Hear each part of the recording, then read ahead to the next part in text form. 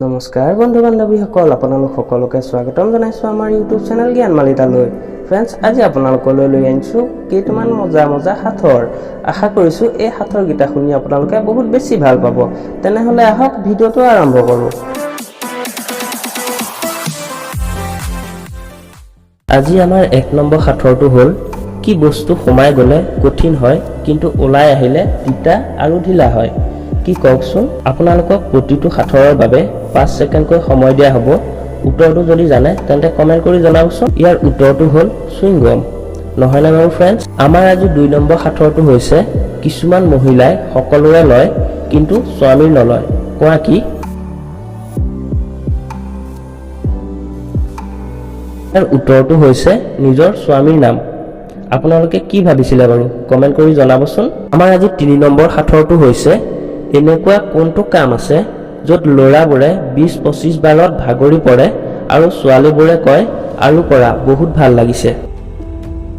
উত্তৰটো ভাবকচোন ফ্ৰেণ্ডছ। উত্তৰটো হ'ল বজাৰ কৰা, মানে শ্বপিং কৰা। আপোনালোকে কি ভাবিছিল বাৰু? আমাৰ 4 নম্বৰৰ সাঁথৰটো হৈছে, এনেকুৱা এখন ঠাই আছে, মানে জেগা, য'ত 100 জন গ'লে 101জন ঘূৰি আহে। উত্তৰটো ধৰিব পাৰিছেনে ফ্ৰেণ্ডছ? উত্তৰটো হৈছে বিয়া। ফ্ৰেণ্ডছ, ভিডিঅ'টো যদি ভাল লাগিছে এটা লাইক কৰি শ্বেয়াৰ কৰি দিব নাপাহৰিব। আহকচোন আমাৰ আজি 5 নম্বৰ সাঁথৰটোৰ ফালে আগবাঢ়োঁ। সাঁথৰটো হ'ল, এগৰাকী মহিলাই বৰ মৰমেৰে খুলিলে আৰু এজন অচিনাকি পুৰুষে বৰ মৰমেৰে খুলি কয়, কি কোৱা? ইয়াৰ উত্তৰটো হ'ল, মহিলাগৰাকীয়ে দুৱাৰখন খুলিলে আৰু মানুহজনে তাইক সম্ভাষণ জনালে। আপোনালোকে কি ভাবিছিলে বাৰু? জনাব নাপাহৰিব। আমাৰ আজি 6 নম্বৰ সাঁথৰটো হৈছে, হানিমুনৰ দিনা ছোৱালী এজনীয়ে গিৰিয়েকক প্ৰথমতে কি দিয়ে বাৰু? ফ্ৰেণ্ডছ, সাঁথৰটো শুনিবলৈ বেয়া কিন্তু উত্তৰটো ভাল হয়।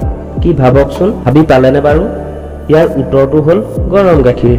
আজিৰ 7 নম্বৰ সাঁথৰটো হ'ল, মহিলাসকলে আটাইতকৈ ভাল পোৱা সেই দীঘল বস্তুটো কি হয় বাৰু? ফ্ৰেণ্ডছ, বেয়া নাভাবিব, উত্তৰটো কিন্তু ভাল হয়। ভাবকচোন। ইয়াৰ উত্তৰটো হ'ল তেওঁৰ চুলি। ফ্ৰেণ্ডছ, এই সাঁথৰটো আপোনালোকৰ বাবে। সাঁথৰটো হ'ল, এইটো কি হয় যিটো বাহিৰত বিনামূলীয়াকৈ পোৱা যায় কিন্তু চিকিৎসালয়ত পইচা দিব লাগে? ইয়াৰ উত্তৰটো কি হ'ব বাৰু? কমেণ্ট বক্সত কমেণ্ট কৰি জনাব নাপাহৰিব।